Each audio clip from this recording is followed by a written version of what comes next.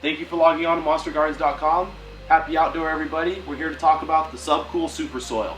And those of you that don't know what a SuperSoil is, it's a highly amended medium that eliminates the need for fertilizers. So basically what we're doing here is we're building up a lot of amendments and we're building this hot or a very nutrient-rich medium. The idea behind it is it needs a little bit of time to break down in the media, so it really favors the outdoor gardener with the big containers. However, we're going to talk to you about how you can do that in the smaller containers as well. All these are really extremely available, fully organic amendments. However, we're going to talk about how you need to layer them into the soil so that way you can prepare throughout the whole season and you can charge up that full medium, so that way you don't need to follow up down the line while you're in the power band of flowering. You don't need to add new fertilizers. Everything you can add pre-season, so just over the course of the season, it just breaks down and it feeds your plants as they keep growing. So we try to keep these in order for everybody, so that way it's a little bit easier. The most important thing to know is the blood meal has a high rich source of nitrogen. So this is really important to add to the top half of your media. Keep it around the root zone to begin with, because those roots are going to really want that nitrogen for the vegetative growth. But as soon as they get into the flowering stage after the summer solstice, they're going to really want that phosphorus and potassium. High phosphorus bat guano, really great for flowering as well as for leaf development. You definitely want to use the high phosphorus bat guano religiously into your medium, because this will feed plants at all stages of growth. However, it does favor the flowering stage. Fish bone meal, great source of amino acids as well as phosphorus and nitrogen. Great source. It doesn't take as much time to break down as bone meal, and it is also an extremely rich source of calcium. Azomite, the trace minerals. The trace minerals are really great because it gives microbes another food source other than the sugar. Sugars are great. Microbes are just like humans in that they like diversity. It's really simple for them to just feed on the sugar molecule. However, giving them some microbes gives them a feast. The whole medium will just be teeming with microbes when you have the proper amount of minerals that are added to the media. All right, so the kelp meal, sitting right directly behind me, is a really great product. Many people know about kelp when they see the seaweed products. The popular strain is the Norwegian sea kelp, Ascophyllum nodosum. Great source. As many people also know about seaweed, it is the fastest growing species of plant on the earth. So kelp is really great for other types of plants because it helps with root stimulation and health, as well as foliage development when it's sprayed. Oyster shell, very rich source of calcium as well. However, it does take a little bit of time to break down, as do many of these ingredients. So always make sure that you add it early and you let it essentially compost and break down for a good 30 days before you plant. Or have it in the bottom half of the container so that way it has time to break down when the roots eventually get down to that bottom area. Bone meal does take a little bit of time to break down as well, so definitely have enough of it in there. Alfalfa meal is a really great source of nitrogen as well as phosphorus and potassium. Many people know the benefits of alfalfa meal if they're brewing compost teas, because they know when you use enzymes to digest the alfalfa meal, it essentially has a byproduct that is tricantanol, which is a naturally occurring growth hormone that stimulates both roots and flower development.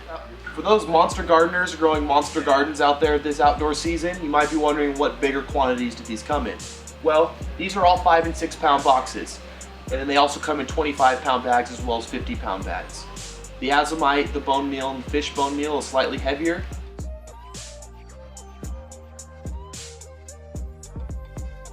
When you add all these amendments to your soil, it may become kind of a hot mix. This would be a great mix for you to plant a teen or a very well-established plant directly into. The plant will thrive.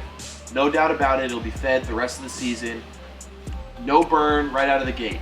However, those of you with sensitive varieties or younger plants, such as clones or seedlings, you may want to use the cold plug method.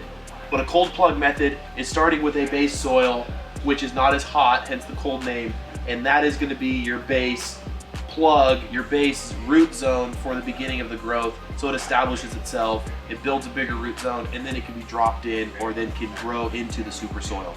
So what most people do in, say, the 100-gallon or above size containers is they have their super soil filling a good 2/3 of the container, or maybe even to the top, but clear out the center of it and then drop your cold plug into the center.